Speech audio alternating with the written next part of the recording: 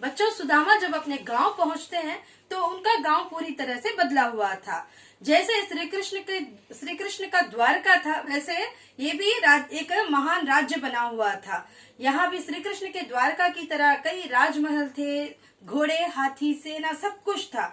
और सुदामा का वैभव भी बदल गया। तो बच्चों, देखते हैं आज नरोत्तम दास द्वारा लिखे गए सुदामा चरित्र का अंतिम पद और सुदामा के वैभव को। कै वह टूटी सी छानी हती, कह कंचन के अब धाम सुहावत। कै पग में पनहीन हती, कह लै गज राजहु ठाड़े महावत।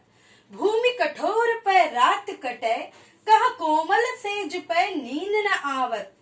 कै जुर तो नाही कोदो सवा, प्रभु के परताप ते दाख न भावत।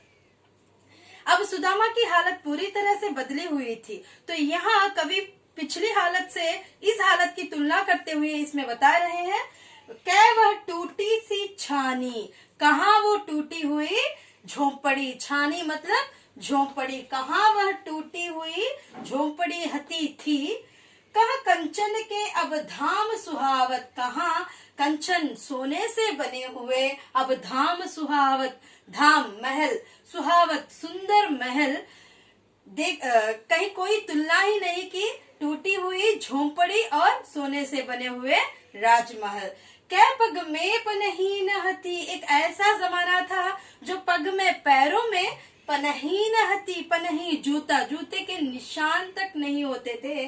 कहा लै गज राजहु ठाड़े महावत, लेकिन आज उस सुदामा के लिए अगर एक कदम बाहर रखना है तो उनके लिए हाथी पर बैठा हुआ महावत उनका इंतजार करता है। महावत मतलब जो हाथी पर बिठाकर सवार करता है।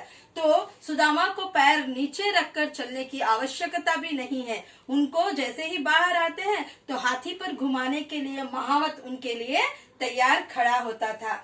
भूमि कठोर पे रात कटे, उस टाइम पे जब उनके पास, उस वक्त ऐसा था कि उनके पास पैसे नहीं होते थे, कठिन भूमि पर उनकी रात कटती थी, मतलब ऐसे ही जमीन पर वो सो जाते थे।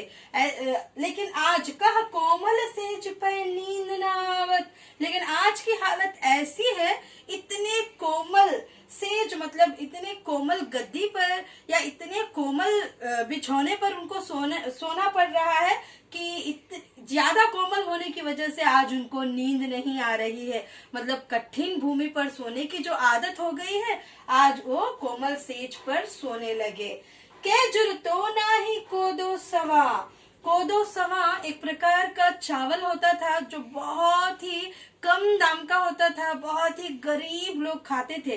ये चावल बहुत मोटे मोटे ऐसे होते थे, इसका दाम भी बहुत कम होता था। तो एक ऐसा जमाना था, मतलब एक ऐसा वक्त था सुदामा का कि जुरतो मतलब प्रबंध नहीं हो सकता था। उनको ये भी नहीं मिलता था कि ना ही कोदो सवा, ये कोदो सवा इस तरह के चावल खरीदने के पैसे भी उनको प्रबंध उनके लिए नहीं मिलते थे।